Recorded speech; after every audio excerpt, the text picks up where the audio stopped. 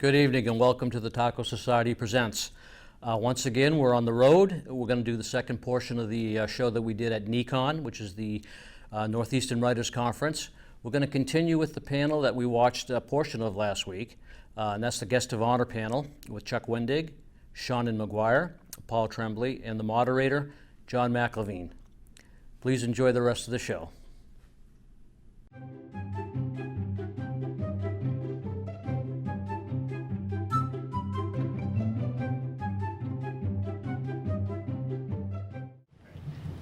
Chuck, you seem to go like miles beyond to help other writers in your blogging, and you have a new book out. And the title of it, I get that wrong. It's a writing book or a novel? The writing book. Yeah, from last year, I guess. Kick-ass writer. Yeah. So, how did that start, and what made you want to help people like that? I didn't really, and I still don't. I hate people. Yeah. No, like I said, like when I first started the blog, it was a static HTML page which had no metrics, and they didn't know who was listening, and probably no one was. And I'll literally go in and update the HTML with my rantings, and it was almost always me talking about me. Like I had problems as a writer, whether it was in terms of the industry or in terms of craft stuff.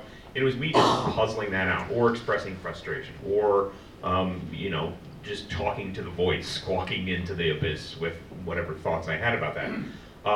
And then one day, eventually, because I was a game writer for a number of years, pen and paper games, which does have a pretty strong fan base, the blog sort of went around in very small circles. And a friend of mine, Will Highmarch, said, well, you should really do a real blog, like not just this, whatever this nonsense is you're doing. You should put it on WordPress. And I was like, I don't even know what that is. So he helped me get an installation, WordPress installation. I had to move hosts because the hosts don't always accept WordPress installations. And suddenly, I had metrics and I had comments and I had all these things I never had before. And it turns out there were people, not a lot, but there were people actually reading. And suddenly they were they had a voice oh, hey, I've been here. I just turned the light on in a room and there's a guy sitting in a chair. I have been here for 5 years just waiting to turn some lights on. Yeah! Okay, thanks Dave or whoever you are.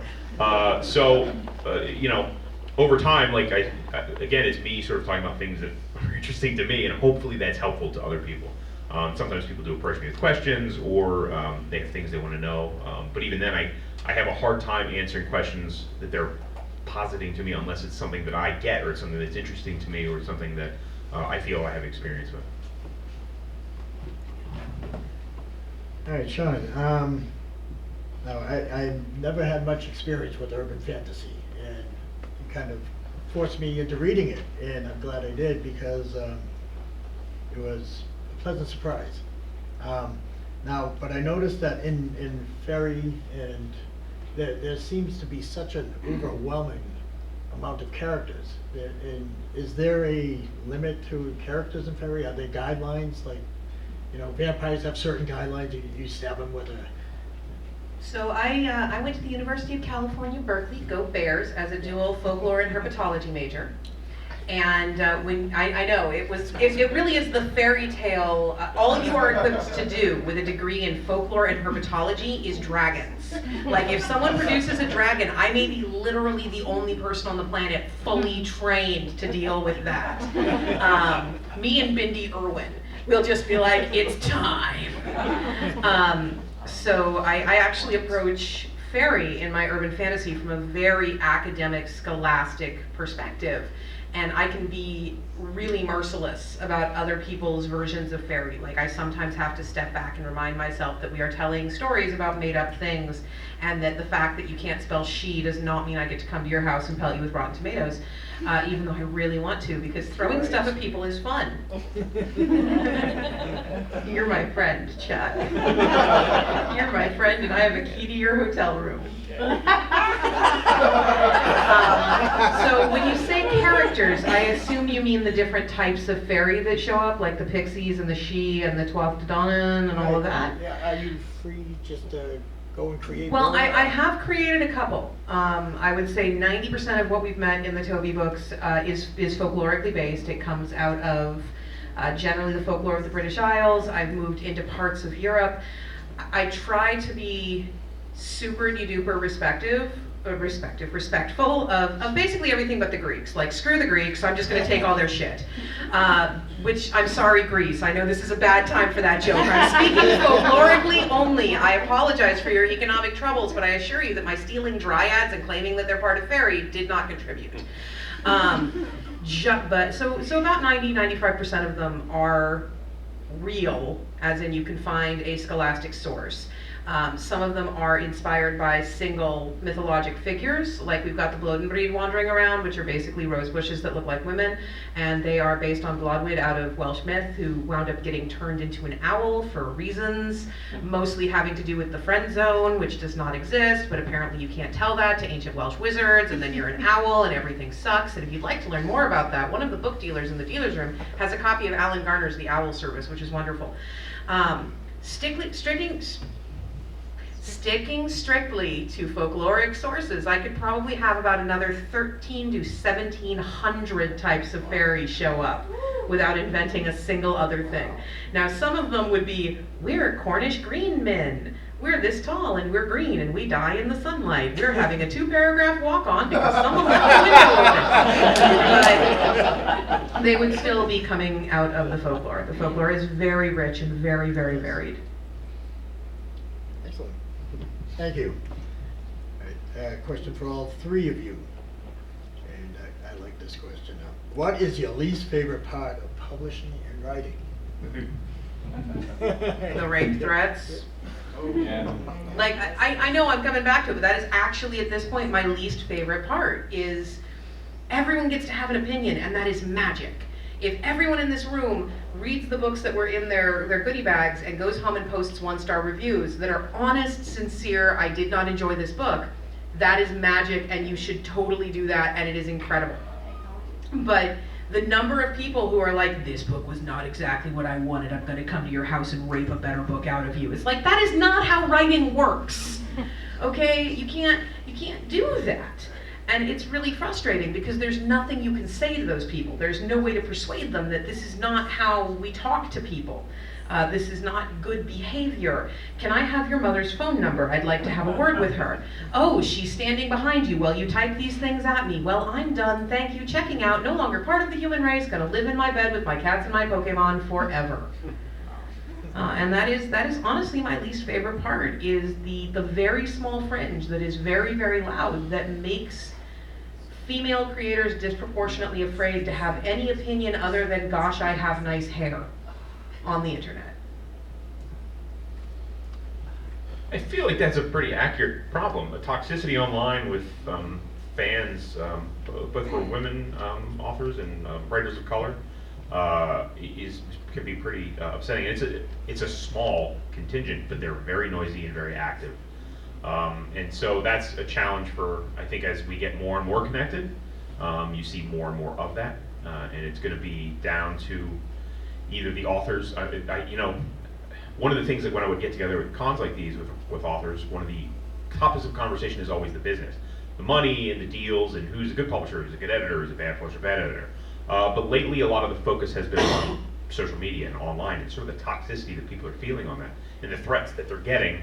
Somewhat consistently, and they seem like they've become almost like weaponized over the last year or two. And so it's going to be, it's either down to the authors. A lot of people were like, well, I'm just leaving social media. I'm just going to escape, and maybe I'll show up to do like a date, like, oh, I'm going to be, my book is out, bye, and then they eject again. Or it'll be something that's, down to the social media networks to start figuring out how to actually address some of this stuff, which has not happened successfully yet. So it's kind of on the side of the writing publishing thing, but it's a real issue for authors. Sure, and I would only add, because there's nothing worse than that, obviously, is sort of the Pandora's box sort of part of it is that the publishers want you they want you to be very active in social media.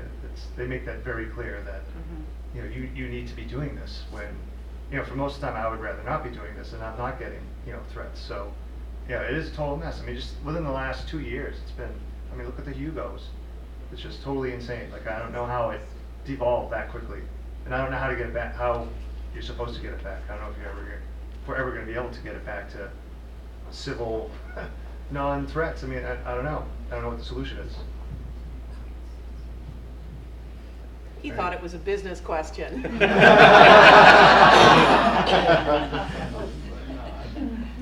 I'm learning. Okay, and death threats and those aside, do you read your reviews and do you take them to heart outside of the death threats? But about your writing, put it at that level. Dear sweet baby Jesus, no. I will read, actually that's not true, book blogger reviews. I do have a couple of Google spiders that go out and they bring me back reviews by book bloggers. And the nice thing about a book blogger review is that you have context. Hi, my name is Mary. I love urban fantasy. I love kitty cats. I hate the word quixotic. My favorite color is blue. My favorite book is this. My favorite movie is that. So I can read her review and go, wow, Mary really enjoyed this. I wrote something Mary was primed to enjoy. Or, wow, Mary really didn't enjoy this, but all of the urban fantasy Mary has reviewed positively has actually been paranormal romance, and my books don't have sex in them. So I can kind of have a sense of the biases of the author. And even a negative review from a good book blogger is really informative and helpful and educational and has caused me to adjust things. I do have a small lead time problem in that I write so fast that I'm usually turning in the book that is 3 books ahead of the one that's just come out. So I cannot course correct quickly. Even if everyone agrees that something is horribly wrong, I'm like, I'm so sorry, this is where I am for the next 2 years. But I had a book blogger point out that even though I had said on my blog that my version of Fairy has a lot of bisexual and gay people in it, all of the major relationships that have been presented were heterosexual. And I'm like, well, I know that Tybalt used to have a boyfriend, and I know that Amandine and Lily had a thing, but that's not in the books because Toby doesn't know. So I need to introduce a major non-straight character pretty much immediately because this is unfair. I am presenting a world that contains less representation than I mean to have. Goodreads and Amazon, on the other hand, are completely different things. About a third of my 1-star Amazon reviews are things like, this book arrived with a crease in the cover. Ebook costs too much. Ebook not available in my region. I went to high school with Shannon McGuire, and she tripped me once in the hallway, so she deserves to fail. Like, I actually had, for a little while, they took it down, but I had a review from someone I went to high school with who I had beat out for the lead role in our school production of Into the Woods. So they left 1-star reviews on all my stuff, and I'm like, that's kind of a dick move. Don't do that. And Goodreads has this swath of fight me reviewers. I know people who are great who review on Goodreads, but there are reviewers who will go on Goodreads and be like, Chuck Wendig is a stinky, smelly poop head who eats his own poop, and his books are terrible, and did I mention that he's poopy and he's really made of poop? And also his son is ugly. And when Chuck, as a parent, Sorry says, for that review, Chuck. yeah. When Chuck, as a parent, says, my son, please leave my son out of this, he is not a part of my books. Yeah. Suddenly he's an attack author. He is going at that reviewer, and they are considered in the right by part of the review community to attack the crap out of Chuck. And I'm like, that's not cool. I have seen reviewers bait authors with anti-Semitic comments. I have seen reviewers bait authors with comments about their children, comments about their pets. And the idea from, again, this very small fringe, it's a very small fringe, but they're almost all on Goodreads, is to get the author to respond in some way, because then they are an attack author and the reviewer can reap sympathy. And I'm like, the solution to this is never to come. I have a restraining order on Goodreads. Not really. You can't do that. It's a website. But people go, I posted a review of your book on Goodreads. And I'm like, that's great. I once put a tapeworm in my body for fun. Why are we stating disgusting but true facts? I did not put a tapeworm in my body. We're just gonna. I could put a tapeworm in your body. She could, and she will, in the corn tonight with egg whites. The eggs are all just full of tapeworms. Yeah. Tapeworm fight. She lied. The trick and the problem too with the Goodreads thing is it's kind of bled over into Twitter, because that's literally a thing that was happening to me recently, where people were trying to bait me into these conversations and accuse me of all kinds of weird stuff and saying personal things about me and stealing these personal shots off my Facebook page. We got really weird. And then it was like, on the one hand, authors are told very explicitly, wisely, do not interact with people, your critics. That's not a conversation between you and them. That's a conversation between them and other readers. That's not your business to get involved with that. But then when I don't answer things on Twitter, they're like, well, he doesn't answer criticism well, does he? I'm like, I don't answer it at all. I'm not talking to you. I just like close it down and you block people, and then they're mad that you block them. So it's a really weird sort of environment right now. But I'll read the book blogger reviews because they tend to be well thought out. I obviously read the more professional level reviews. Amazon and Goodreads is I used to read them all, which was basically like, let's drink poison for a while. Like, this is delicious. Why am I drinking this? I don't know if there's any value to it. And regardless of whether you read them or don't, seriously, do not. Can we all just agree? Don't respond to reviews. Generally, don't even respond to the good ones, because sometimes people get weird about that. Just be like, quietly be like, yes or no, or rate this, and then be done. Just be out. Yeah. I built this little room in my house that I call the shame room. And that's where I read all the reviews, and I keep little notches on the walls. Wait, you built it? Yes, I built the shame room. Can you come to my house? Because I need a greenhouse. The shame greenhouse? Whatever you want to call it, as long as you've got carpentry skills. You can't say like encouraging things to your plants. You can only shame them. They're succulents. They thrive on shame. I was going to admit, Chuck just said that he read early on. Like that's one of the biggest. If I could go back in time and redo sort of like when my first 2 novels came out, that was one of the biggest mistakes I made, was just sort of reading everything. And I still probably read too much now, but I have a lot more perspective on it. And it definitely really affected me. Like I couldn't understand like why this random person would say, "Oh, this book sucks," because I hate first-person accounts. I don't know. It was just strange, and I don't know. I didn't handle it very well. I handle it much better. And so in an odd way, like one of the things I do in A Head Full of Ghosts, I am sort of interested in sort of the wonderfulness of the internet and the toxicity of it. The age of information and the age of disinformation. There's a blogger character in my novel. There's 3 large blog posts deconstructing what's going on in the novel as you're reading it. And her name, the character's name, or the blogger's name is Karen Brissett, who's one of the top reviewers at Goodreads, who I actually do interact with, and she's very nice. So I sort of put some of that angst or the why, we're interested in reading sort of this instantaneous response to everything. And I tried to wrap that into the exorcism novel, because that's how people would react to a reality TV show about exorcisms. It would be instantly dissected and talked about online. I get some fun ones because I'm also Mira Grant, and as Mira, I write science fiction thrillers. And it is not an uncommon 1 or 2 star review, which I wish they would stop doing this because it hurts my overall rating, but it's not an uncommon 1 or 2 star review that is, I hate urban fantasy, but I love Mira Grant, so I decided to read Sean and McGuire, and this sucks! I'm like, well, you knew. It's under a different name, because it's that different, and it's a genre you just admitted you hate, but you say that you love me. Could you maybe not hurt my future book sales? I hate beets. Why am I eating beets? Yeah, like, dumb. You knew. So, did you trip her in the hallway? I did not. I beat her out for the lead in Into the Woods. Oh, okay. She also wanted to play Little Red Riding Hood, and I was a better Little Red Riding Hood than her. And it's been, 20 years, and I'd still be a better Little Red Riding Hood than her, because I can skip in place. Could you demonstrate that? Not in this bra.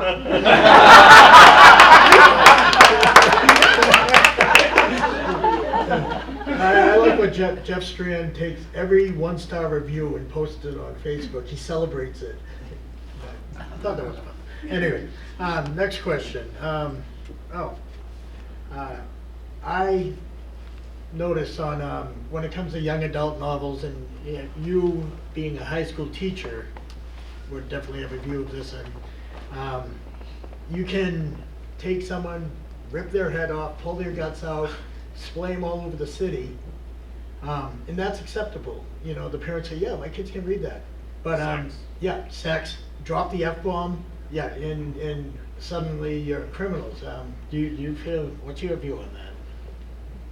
I think it's sort of the puritanical legacy of the country still is, violence is okay, but, sex or, even death itself, like our society has such a poor relationship with the act of dying, and people who are ill, and, they should be, heard and not seen. There's just so much baggage to talk about, and I teach at a Catholic school private school. I teach math, so I don't really have to do any Catholic things. Sexy man. I am. What are your numbers? Although oddly enough, I am the resident exorcist at the school. No, absolutely. And it's been sort of like a thing in the back of my mind. But I will say the school has been very supportive. They let me do what I do, and there isn't hasn't yet been any pushback on writing an exorcism novel that's very critical of the Catholic Church or whatnot. This isn't going anywhere live on TV, right? Yeah, so no, I do have like a weird thing. Like I don't really push my stuff on my students. They're aware that I write and that I'm doing pretty well. And I think that's cool. I like the idea of being not even just a writer, but like being an adult that reads. That is excited about books. I just as a math teacher, I like that my students know that. I think it's hopefully a cool thing for them to see. Although I also tell them, really, I know I'm your math teacher, but people outside here think I'm cool. They actually want to read and hear what I have to say. I know it's crazy. So when you fly internationally, as soon as the plane takes off, you are subject to the laws of the country for which you are bound. In terms of what is acceptable on television, what is acceptable language-wise, what they can show on the in-flight entertainment. And a bunch of years ago, I flew Virgin Atlantic from San Francisco to London. On the way to London, when we were flying under British broadcasting law, this movie that Ewan McGregor had done called Little Adam was shown with full frontal nudity. And believe me, I hung out on Ewan McGregor's penis for a while. Like, it is 14 hours, I have a rewind function. We're in a good place right now. There were no children anywhere near me, so I was fine. They showed the same movie on the way back when it was subject to American broadcast laws, and they had cut out all the nudity. And there was actually an interview with Ewan McGregor in the In-Flight magazine talking about the fact that it was two different cuts of the movie. And he says, I find it astonishing that in America, I could set off missiles, chop the heads off 30 men, do whatever I want, blood, guts, and gore everywhere, but admit that I've got a schlanger, and I have somehow corrupted the children, even though statistically, 49% of the children have got one of those too, and they probably know, the ones that don't have it live in a house with one, they know what it looks like. In England, that first film with all of the violence would not be allowed on before the watershed, but my penis would be as long as it was not erect and being used for something. And I do think that is kind of the best example I've had of how messed up we are as a country about certain things. I can understand not wanting sex shown to your children. That is not a thing I'm necessarily comfortable watching with my mother, and I'm in my 30s now. But acknowledging that a man who sleeps naked and gets out of bed will have a visible penis completely flaccid for 6 seconds. 6 seconds and a pause button. It's actually 5.8 seconds. That is somehow going to damage your children. I just find that really weird and worrisome. And you mentioned language too. There are actually guidelines on how many times you can say certain swears in a YA novel. Just as there are guidelines as to how many times. With a lot of the publishers, it is true. Some not all publishers. Not all publishers. I'm sure with some of them, you could be like, I'm going to write a Kevin Smith novel for 12-year-olds, and they'd be down with it. But if you want to go with one of the bigger imprints, it's going to be, you get one F-bomb, you get 3 instances of the word damn. I'm like, have you ever met a teenager? Yeah. Dude, my nephew got permission. One of his 16th birthday presents was you can now say the F word. You can't use it as like bacon in your sentences, but if the situation calls for it, you will not get in trouble for saying. He hit himself with so many hammers that first week. Like it was his hands were just black and blue. Hey mom, slams his hand in the door. This is not what we meant, but it is what we should have predicted. Yeah, I tend to write sort of somewhat foul young adult novels, and then fouler adult novels. But I actually wrote what I call my Cornfunk series, the Heartland series, which features a considerable amount of violence, and then it features profanity, but it's made up profanity in the context of the world. And I have received an alarming number of emails by parents mad at the fake profanity. Like I'm somehow corrupting their children with not real profanity. It's normal words, but they use them in a profane, vulgar way. And so that really sort of taught me all I needed to know about what parents think about. And then one woman wrote me this, I memean, we're talking literally like 1,000-word email about how kids, like sex and bad words, teens don't do that. That was literally like, teenagers are not like that. And I'm like, where are you right now? Look around you. There's a teenager cursing or having sex or thinking about sex or thinking about cursing or like way more than they are beating each other with rocks. Like, I mean, this is like, and that's Hunger Games is like, we're just going to club you with rocks and hit you with bees. But a little bit of sex and violence or sex and vulgarity is like just anathema to parents that they cannot imagine. They can imagine sending their kids off to war, but not having sex in their bedroom with a closed door, which is weird because they do not know teenagers. Yes. Unfortunately, I do know teenagers. Never hit anybody with bees. Yeah. I can hit you with bees? All right. Hey, Shauna. Now, writing as Mira Grant and writing as Shauna, and you put books out pretty close together. Do you write simultaneously in both? Nope. Nope. And how is it changing the code from you to Mira? Nope. Nope. I'm sorry, I know that's not a helpful answer, but Mira Grant is a marketing label. Like, I write the books one word at a time, and when I finish one book, I start writing the next book. There's no more code switching than switching from the Food Network to the Disney Channel, which is the single most common switch in my house. I have no children, but Amazon is convinced I'm a mother of 6. Because clearly my children are not aging at the rate they should be if I'm still buying Phineas and Ferb DVDs. And it is. I wrote Feed as Sean McGuire because I was interested in it, and we sold it. My publisher said we'd like a pseudonym for these very valid reasons, and we said, okay, those are very valid reasons. And as a marketing device, it is very useful because the genres are so dramatically different. It allows me a certain amount more freedom because Mira is very sciencey and Shonen is not. And that means that Shonen is actually far creepier than Mira in short form because Shonen doesn't have to actually use science. With Mira, I have to justify everything. Shonen's just like, kill your mold, ate your wife. It was delicious. Yay! But there is, everyone thinks there must be some code switch. Like I put on the magic ring and now I'm Mira, and there's no code switch. I do everything. I actually get kind of angry when people tell me Mira Grant is the better writer, which they sometimes do. So I'm like, I don't have multiple personalities. I didn't hit my head. I write one word at a time. Please stop giving someone else credit for my work, even if the someone else is my imaginary friend. I was talking more about like ferry. Does ferry ever try to overflow into Feed and? So as Sean and McGuire, I have 4 ongoing series: Yes. fairies, cryptids, superheroes, and weaponized fairy tales. As Mira Grant, I have 2 ongoing series, which is biologically engineered tapeworms and accidental genetically engineered zombie virus. There's no spillover. I'm a cable network that owns many subsidiaries.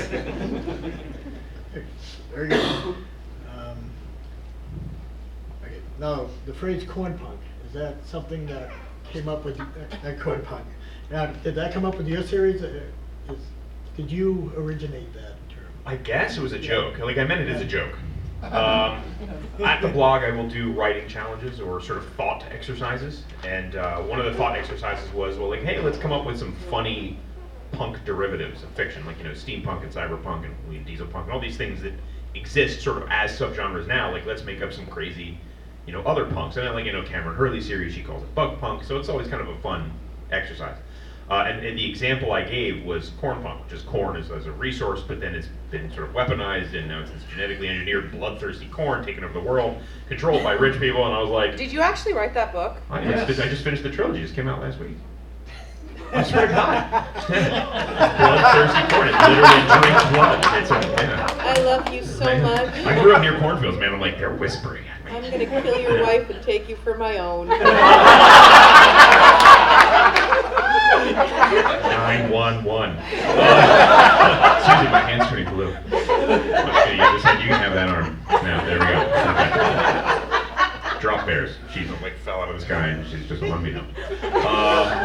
is how I live. This is where I live now. Yeah, so I made that up, and then I gave that example, and I was like, that's, you know what, that's good. I called dibs on that. No one else has that. Mine. And then I protectively clawed out that territory, and then ended up writing a book, which apparently was a thing. So, corn book.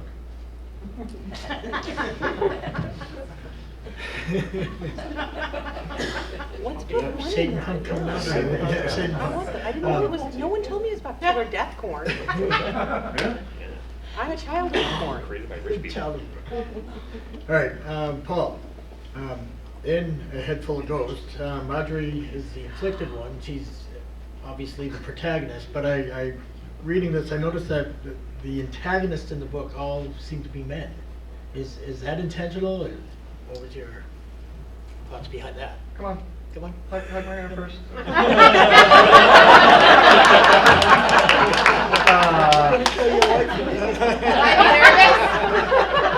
Oh no. Should you be nervous yet?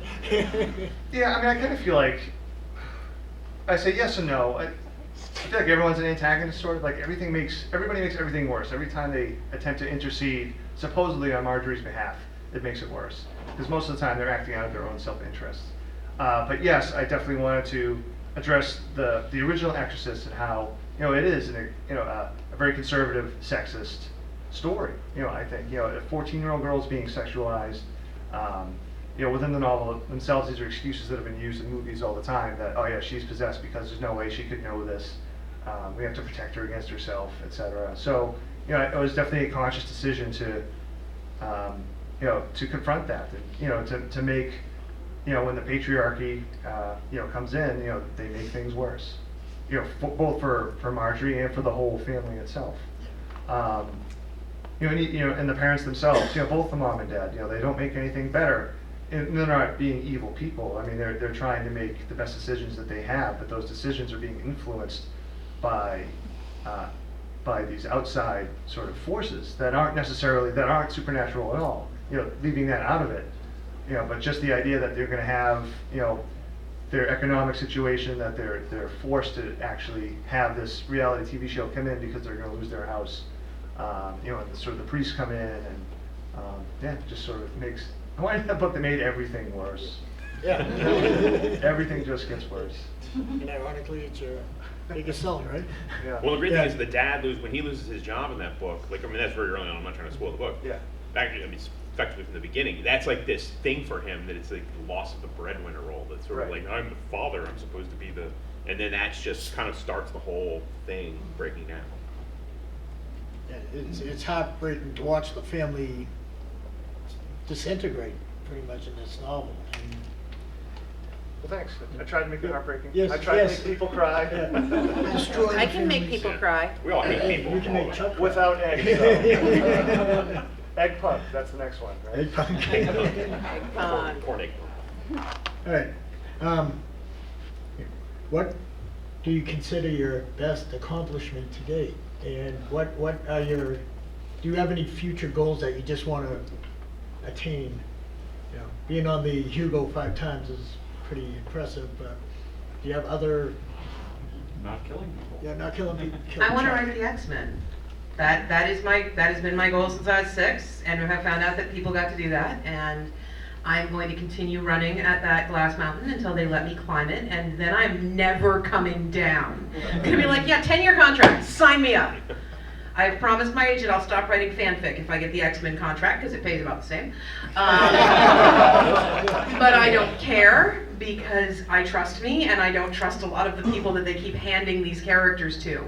Like, there's an entire rash of comics right now that seems to think that slut-shaming Emma Frost is funny.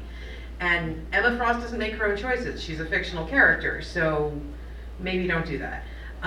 My greatest accomplishment at this point is in a faintly cliche way. I had a girl come up to me at a convention a couple years ago and show me her tattoo, and she had gotten the line "Wicked Girls Saving Ourselves," or rather "Wicked Girls Saving Myself," which is from a song I wrote, tattooed on her arm in circular Gallifreyan. And I thought, well, that's an interesting Fanish mashup. And then she says, yeah, I had to do it in something other than just words so that it would hide the scars from where I tried to kill myself. And part of how I got through the process of healing was going, well, there's another book in 6 months and I haven't finished the series, and there's another book in 6 months and I haven't finished the series. And as someone who's been suicidal off and on most of my life, being used as an anchor by someone else to keep them here is a huge accomplishment, even if I did nothing whatsoever to earn it, because so many other people have been that anchor for me. For a long time it was, I can't kill myself till I finish reading the Dark Tower series. You know, and so you have those things, and I know how hard they are to find. And I don't know what that beeping noise was. It wasn't me. She's gonna blow. I don't know. It's always weird to be like, "What's your greatest accomplishment?" I don't know. I'm young and dumb. I don't know what I've accomplished. I'll tell you just a story about sort of wish fulfillment and how it's the weirdness of social media and the weirdness of wish fulfillment as a writer. And it's an impossibly perfect story that shouldn't be true because it's too perfect to actually live. So I've been a Star Wars fan for a very long time, and I saw the new movies coming out, and so a year ago, a little over a year ago, or less than a year, I should say, September 4th, I tweeted like a wish into Twitter. I'm like, I will shake the internet till the wish falls out, and I want to write a Star Wars novel someday. Just because I don't know what it's going to be like, and I know there's been 8 billion Star Wars novels, but I want my tiny little postage stamp of that world. And a few people actually conspired to start making that true.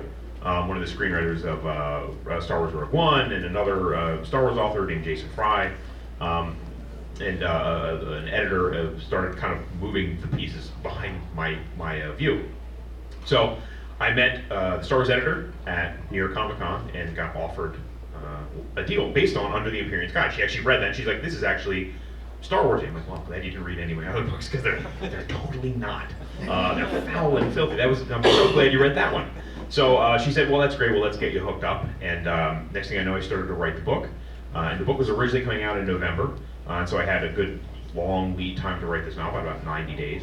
And then suddenly she's like, "Hey, by the way, good news!" And when good news comes with big, giant, like vigorous air quotes, you're like, "Oh." She said the book is now coming out in September.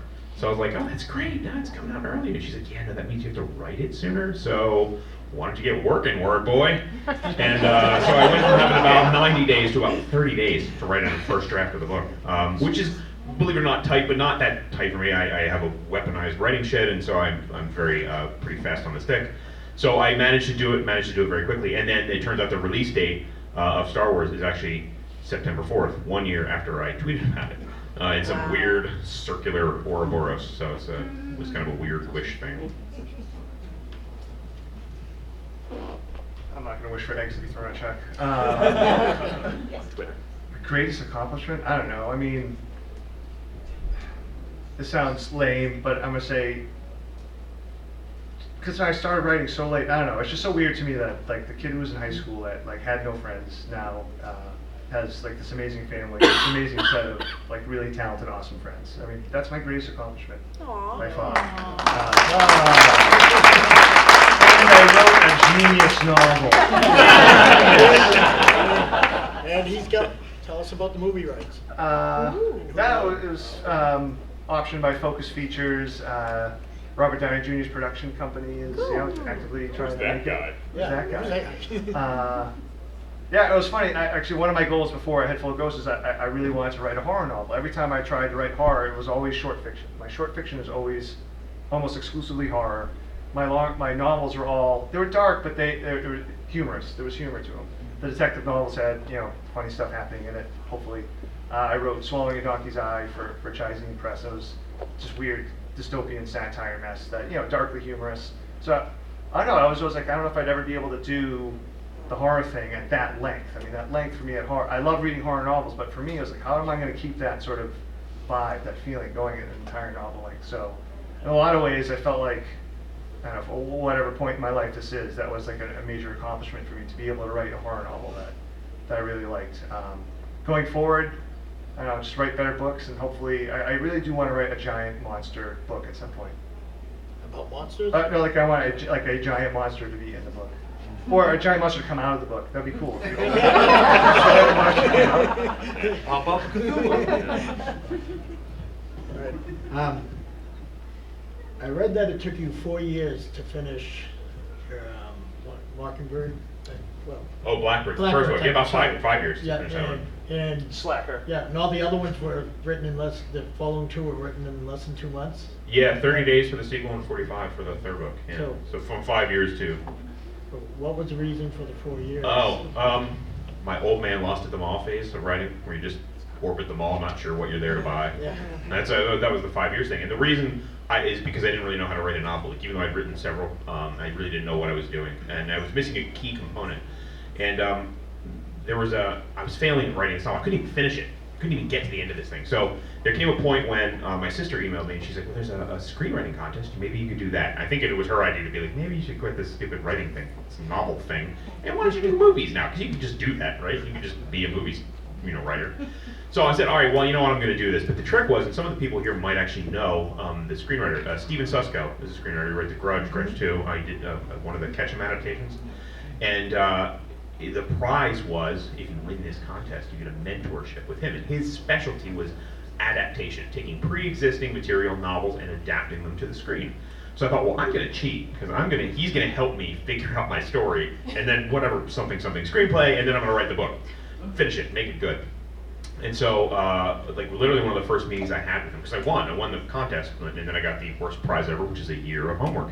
And I sat down with Steven, who was incredibly smart, incredibly devoted, great guy with a lot of discipline. He's like, oh, so let's start on an outline and get me that outline. I'm like, oh, no, Hollywood man, we don't do outlines in novel world. We ride unicorns and we listen to the clouds, and they tell us what our books are about.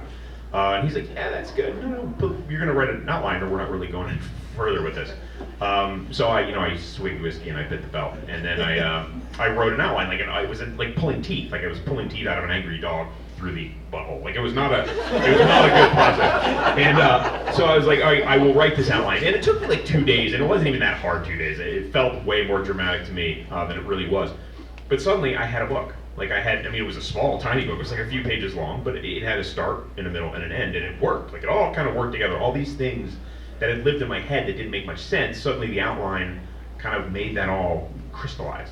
And so that was the missing component for me, was writing outlines. I am as they say, I'm a pantser, but I'm a pantser by heart and a plotter by necessity. I hate writing outlines every time I write them. Every time I do it, I'm like, I hate everything. I quit. Nope. Like, I'm done. I'm just like, I'm the cat who's always just knocking F this, F that. He's knocking on the F this cat. Yeah, F this in particular, push it off. So once I learned how to write an outline, that nailed it for me, and then I can write pretty fast. You have a series coming out, right? Did I hear that? TV series?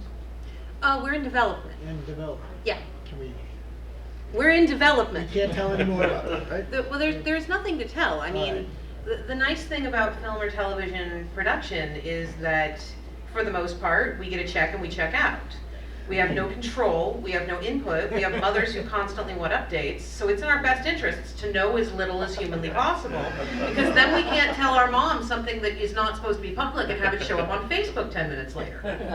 So Toby's been optioned. It's Kung Fu Monkey, which is John Rogers' production company. He currently has 2 television shows on the air, so that gives us a pretty good place to start from. We're working in conjunction with the Henson Company, which is also public. And my head writer is Margaret Dunlap, who did the Lizzie Bennet Diaries. She worked on The Middleman. She worked on Eureka. She's really, really tired of listening to me complain about the timeline switch in Eureka season 4, even though it made no sense. And that is 100% of what I know. Ta-da! Well, that's good. All right. Back to Paul. And a head full of ghosts. I'm very stuck on that. I'll leave it. Okay. I noticed that in the novel, you, instead of working around the similarities of other major books and even Devil's Alone, Exorcist, whatnot, you use them to actually enhance the book. I feel. What's your thinking behind that? Yeah, thanks. Like I said, I felt like there was no way I could avoid the comparisons. So I really wanted to use the similarities that sort of help further, I guess, the mystery of the book. Like, is she actually possessed, or is there something supernatural going on? Just to sort of tweak those conventions. Because once you mess with those expectations, I feel like it's almost like a cheap and easy way to have the reader sort of not on steady feet. And I think that's what you always want to do as a writer, is whatever story you're writing, you want your reader on their toes.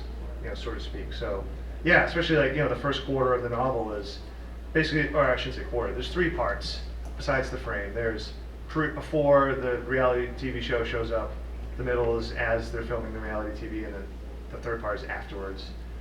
So the first part that's before the reality TV, there's stuff that Marjorie does that certainly echoes, sometimes really explicitly, the original Exorcist, and then there's almost like an interlude where the blogger interlude and say, hey, this was just like The Exorcist, or this was just like Paranormal Activity.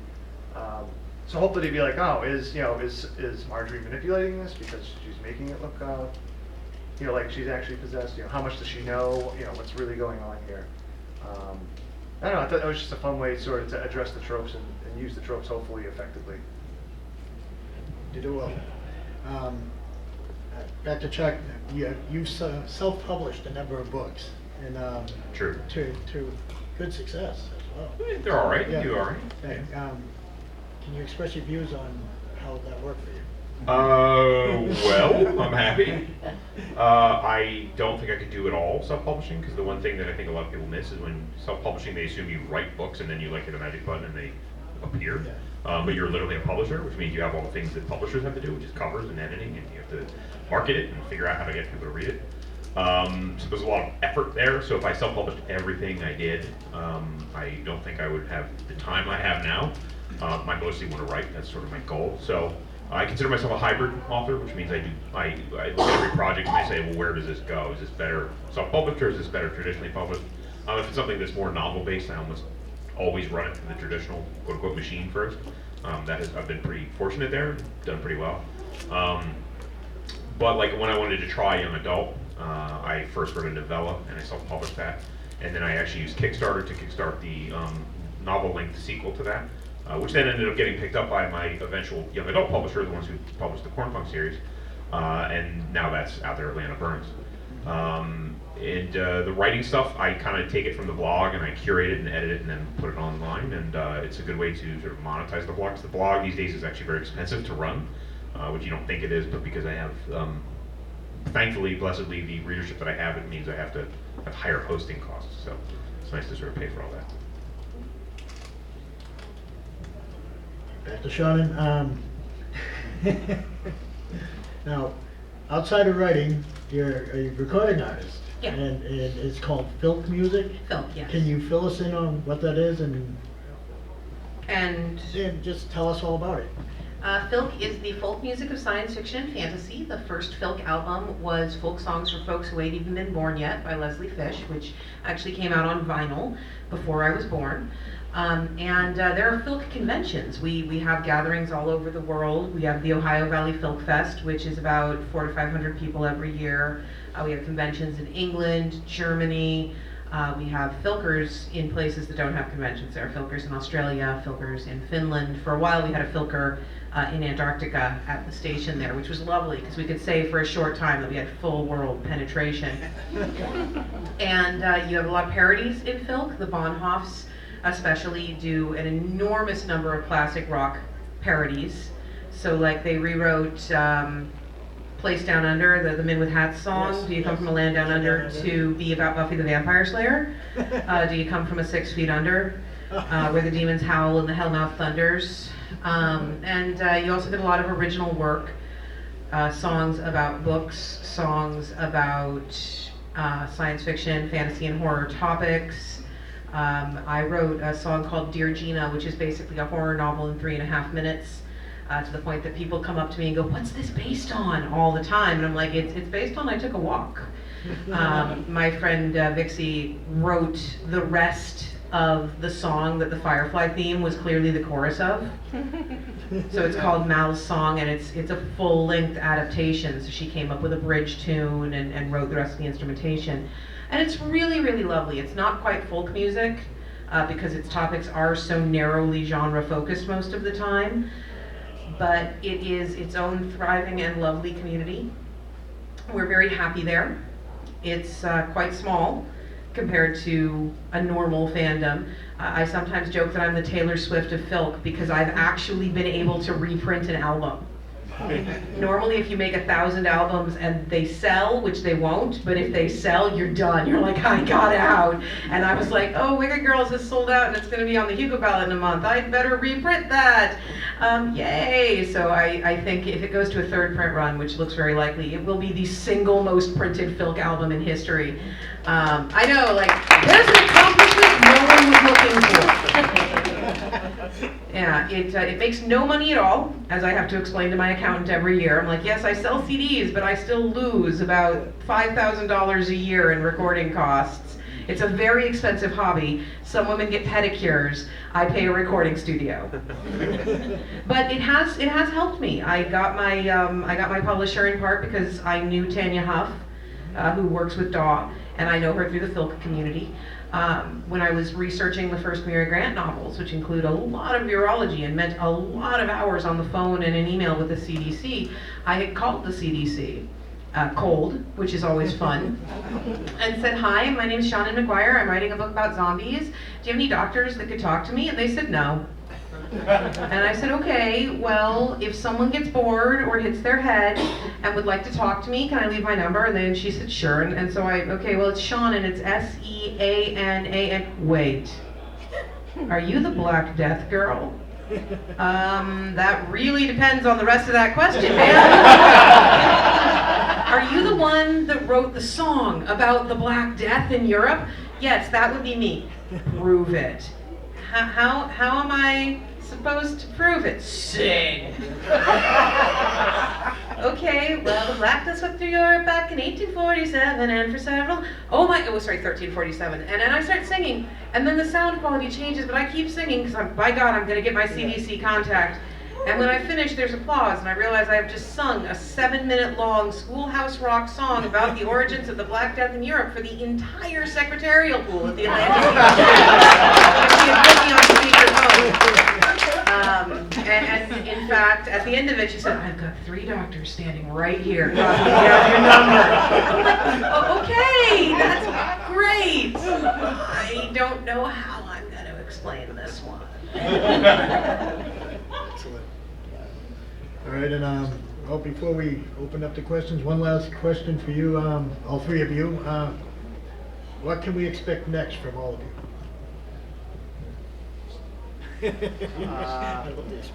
I'll have a book coming out next year, a working title, because the title's going to be changed. My editor or my agent already told me you're changing this title, and I said okay. They can do that.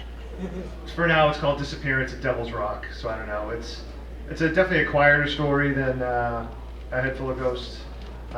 It's a sort of a missing teen novel, because everyone's going to write a missing teen novel. So Is that a law? it is a lot. Oh. There's an Author law. unspoken law. Okay.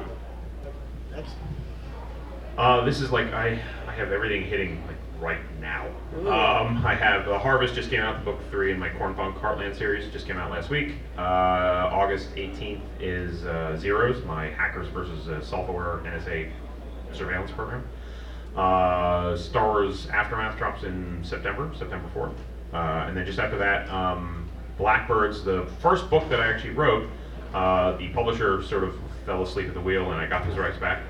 And from there, new publisher, Saga, Simon Schuster, picked it up, and they're getting reprinted with new covers, and then there's going to be another 3 books for that series after that. It's too bad about the new covers thing, because I really did love your original covers. I just like the new covers, but the new Oh, good. covers Oh, are good. So fortunately, Chuck has managed to avoid all my release dates this fall. Thank you, Chuck. I have a new Amazon serial starting up on August 11th, and that is Indexing Reflections, which is the 2nd volume in Indexing. There will be a print edition in January, February of next year. That's what had the 1-star review, was the first book in that series, so hey! September 1st, the next October Day book comes out, which is A Red Rose Chain. It is book 9. If you haven't read the books, please don't read the book. It will make you sad and very confused. Please read Rosemary and Rue instead, which you can acquire in the dealer's room and feed my cats. And then in November, they do require a lot of feeding. I have 2 Maine Coons. The smaller is 25 pounds. Please, God, feed my cats. And then in November, the next Mira Grant book comes out, and that's Chimera, which is the 3rd book in the Parasitology duology. Yeah. Say that 10 times fast. I can. So that gets us to the end of the year. I get to take a nap. Maybe. All right, we have 10 minutes left, so have anybody have Ask us questions. Ask questions. We'll answer them. Yes. You mentioned that parents, Chuck, emailed you about certain curse words that weren't really curse words. Yeah. Can you tell us, just run down a couple of them, just that? Well, the biggest thing is that there's a sort of a fake religion in that sort of, if you sort of extrapolate that this is a world way, way, way ahead of us now, they have this sort of fakey Christian old-timey religion, and it's curses out of that, like Lord and Lady, and using like I forget what the name for Jesus is that they use. Jeebus. Jeebus, it's Jeebus. So using all of those religious curses, which are not religious that we have, that has seemed to upset them. And there's like, it's not frat, but there's a version of fuck in there and stuff like that. They get very upset with that. Ask us more questions or I tell you about my Pokemon.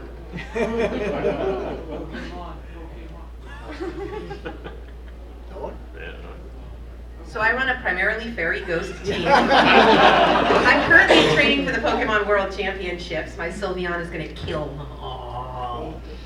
Sylveon is the new, like seriously, you can stop this at any time by putting your hand up. Sylveon is the newest introduced evolution, which means that it evolves from a... I told them. What's your question? Why won't you raise your hands? I did a book event for a Mira Grant book where they... I'll take it. Chuck, you mentioned that your dream was to write a Star Wars novel, but outside of fiction, outside of novels, is there a medium or any kind of media that you're interested in doing, that comics or film, that we wish as well? All of three them. Okay. All of them All except of the the media. X-Men. I don't want to do that's true. You wanna be I on wanna do Empire. X-Men. It's all yours. Thank you. You can have it. Thank No, you. I'm kind of am doing it all mostly. I'm writing comics now with Dark Circle is relaunching their superhero line from way back when. The Red Circle is now Dark Circle, and so a friend of mine, Adam, Christopher, and I are writing The Shield with art by Drew Johnson. I've done some film stuff. I had a pilot at one point with TNT. I've done a lot of game design work, both video game and pen and paper game. I had a short film at Sundance and a larger film project in the works right now at Star Digital. I was a project I worked on called Collapsis, which is this weird digital half rotoscoped animation, half live action, and when I say half again, I know that is mathematically impossible, and Paul is probably very upset with me right now. 3 halves, maybe. I'm a writer, I don't know mathology. And then it's like half game, it's part game, and that actually got nominated for a digital Emmy, which was really weird. Like it just like happened. Like one day, like you were nominated for a digital Emmy and then you lost. I was like, okay, woo, lost an Emmy, I guess, or something. So I'm kind of in all over the place right now. Assuming at some point in your writing lives you've had full-time jobs, how did you balance writing with a full-time job? So I gave up sleep for 2 years. Really not kidding. I was writing an average of 5 books a year while working 40 hours a week with a 2-hour each way commute. Oh. And feeding the cats. So I didn't sleep for 2 years. There was a point where I actually had people asking if I had started doing heroin, because despite not losing weight, I looked strung out and on the verge of tears all the time. Statistically speaking, I was probably sick when you saw me. I was sick about 60% of the time. I missed a lot of work because I would literally hit the point where my body shut down and I just fell over. And I couldn't do anything anymore. I kept saying everything was fine. Everything's fine. This is how humans are supposed to function. Everything's normal. And the company I was working for was a nonprofit. It had a great mission. It's all about bridging the digital divide. But as a nonprofit, they shut down from Christmas to New Year's every year. And last year before last now, because it was the Christmas of 2013. I've been a full-time writer for about 1.5 years now. Christmas of 2013, I was supposed to fly from my home in California to Catherine Valenti's home in Maine and spend the holiday with her. And we got about 2 weeks out and I realized I just couldn't. The thought of going somewhere made me want to die. So I canceled my plane tickets and spent our entire break, the whole thing with very brief pauses to pee, lying on the couch, watching Law & Order SVU and crying. And that was when I realized, it's quitting time! And I went back to work and quit my job. And it's so much better. I sleep now. My murderousness is usually chipper rather than melancholy. And I'm now writing 8 books a year, and my agent is very sad. Oh God, my poor agent has started breaking out in hives. Like, please stop. Slow down. Go to Disney World. Go to Disney World for a year. Live there. Live there. Well, I still have a full-time job, although not right now. I am a teacher, so I have the summers off, which is very nice. But no, it's fine. I try not to think about like how it gets done because it fills me with anxiety because, you know, I teach at my school. It's a small school, so I'm supposed to coach a couple of sports. You know, I have 2 children that are 14 and 10, you know, busy, you know, taking them everywhere. And if I think about it, it's like, oh my God, how's this going to get done? But then I used to tell myself in the mirror, it'll get done. It'll get done. No, it's a good lesson in time management. If I'm writing, I have the ability to really like instantly shut off the rest of the world, much to the annoyance of people around me who are trying to get my attention. But like if my son's at like a baseball clinic or something, I've had my laptop out and balls whizzing by my head. And I have an hour, so I'm going to work on the book because this is when I have an hour to work on it. You know, if kids are taking a test in class, I have no idea if they're cheating or reading Chuck's blog. I'm working on something. So yeah, I don't sleep a lot either, but so far I've been able to survive that way. I would just like to call attention to that he said balls whizzing by his head. I'm 12, I get it, it's fine. Shut up, you're 12. I quit. That was how I dealt with it. I quit my job. I've been a full-time writer on and off pretty consistently since I was in my early 20s. So it's been like, I was like, again, F this cat, and we're just effing everything off the table. I must say, I mean, I totally, you know, maybe someday full-time writer, but also I don't know if I could handle the pressure of having to sustain yourselves and other people through writing. I mean, for me, it's been hard enough having like an actual deadline with the publisher. It's a different way of writing as opposed to when I wrote A Head Full of Ghosts, I was no longer under contract, so there wasn't that pressure. And if the book fails, you know, I still have like health insurance and stuff like that. You know, my house isn't going to be taken away. So, you know, someday, you know, eventually, you know, I would like to do writing full time. But at the same time, I think, I don't know, I have a hard enough time dealing with pressure as it is. I can't imagine, you know, Chuck's got a 4-year-old and you've got large cats. How to keep them alive just based on, you know, all the stuff that you put out. Well, the other thing though is that going full time doesn't have to be your goal. You know, Chuck writes 4 to 5 books a year. I write 4 to 5 books a year. Sure. And that's about what it takes for most people to be full-time writers, unless you hit that 1 in a million jackpot.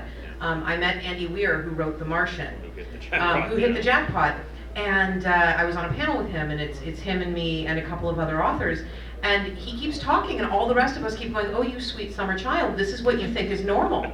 He's like, oh, my first book only hit #2 on the New York Times hardback bestseller list. Oh, I didn't have any casting control over the movie, which comes out this Christmas and has Matt Damon in it. And he's a really nice guy. I am not harshing on Andy Weir here, but it is, unless you get that 1 in a million physically impossible triple hit, you cannot retire on 1 book. You have to be the kind of person who thinks, I'm going to hustle, I'm going to write 4 to 5 books a year, I'm going to be able to live off my royalties before I walk out the door. And that does not have to be what you want. If what you want is 1 perfectly polished, honed, crafted book every 6 years, With health insurance. with health insurance, that's cool. That is legitimate. Do that. Don't let anyone pressure you into thinking you have to be a word mill in order to be happy as a writer.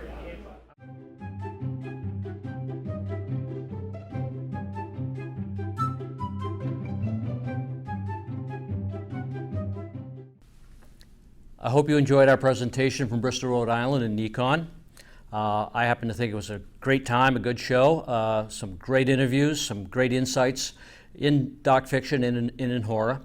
And hopefully you did too. And if you want to be a writer, if you are a writer, and if you're curious about Necon, come on down next year. We have Joe Hill coming down, as well as certain other guests. And I think you'll have a lot of fun and learn quite a bit. Thank you.